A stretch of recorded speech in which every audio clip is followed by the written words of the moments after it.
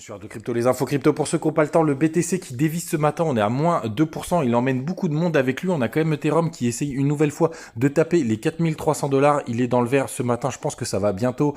céder et si jamais le BTC ne nous fait pas une dinguerie dans le mauvais sens du terme, ça devrait passer pour moi dans les prochains jours. En tout cas, on a d'autres qui nous poussent 3,3%, on a Shiba, franchement c'est impressionnant, voire n'importe quoi, qui nous pousse encore un 32%, on est bien au-delà de toutes les targets, donc faites attention même si je vous le dis depuis un moment. On a Link plus 5%, on a Uni et LTC plus 3%, mais les grands gagnants c'est Matic et Atom qui nous poussent plus de 10% chacun d'entre eux. Quand on va sur le daily, vous savez maintenant à force de se le dire, quand on fait des hauts toujours plus bas, c'est plutôt un signe de retournement, ça fait un petit M, ça veut pas dire qu'on va s'enfoncer dans les abysses, mais en tout cas là on est bloqué entre la Tenkan et le support, vous le connaissez, en tout cas vous savez que potentiellement on pourrait retracer un peu plus fort, parce qu'à force de taper sur ce support,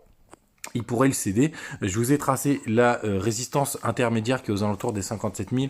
400 qui pourrait faire office de gros support si jamais en descend. Sinon les gars, je voulais faire juste un petit point sur le top 5 qui marche plutôt bien, même si on a GRT qui retrace pas mal. Donc si ceux qui sont pas rentrés, moi j'attends, si jamais on vient de taper les 0,97, ce sera une bonne zone d'entrée, ou en tout cas pour continuer à faire du DCA. EGLD qui retrace aussi un petit peu, on est sur des zones de retest. Link qui se démarre pas trop mal et Chiliz aussi, et XVS qui est toujours à plat, je vous le montre en weekly, c'est assez impressionnant, on est vraiment tout droit et vous le savez, c'est sur ces zones que c'est le plus intéressant de rentrer. En tout cas hier vous avez encore fait péter les scores pour faire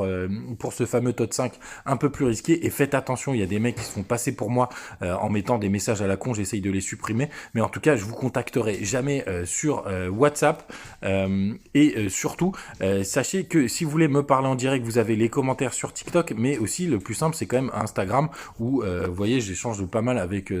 beaucoup d'entre vous. N'hésitez pas si jamais vous voulez me parler directement. À demain.